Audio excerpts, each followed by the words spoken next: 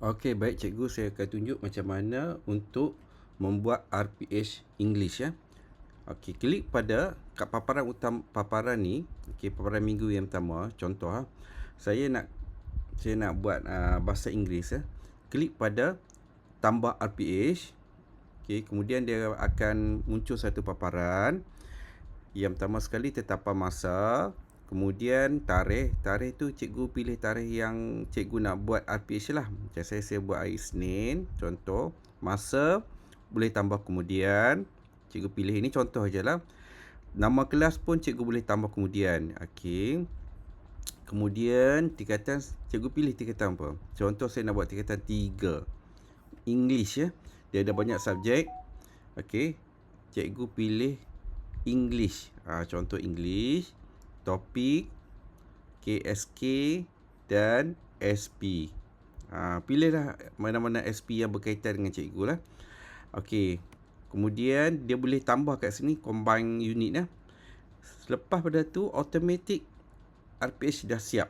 Objektif, okey, kriteria kejayaan, aktiviti, step step 1, step 2 menggunakan pendekatan terbeza.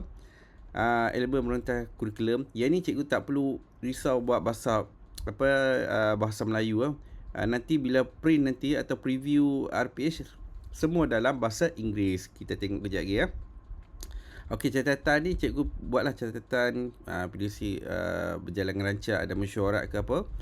Kemudian refleksi, cikgu tulis refleksi, contohnya 35 daripada 40.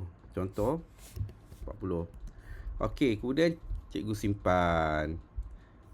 Okey, dah berjaya. Kalau kita nak tengok, ini bahasa Inggeris, ini bahasa Melayu, bahasa Inggeris. Kita nak tengok macam mana paparan dia, klik pada cetak, klik pada papar RPH.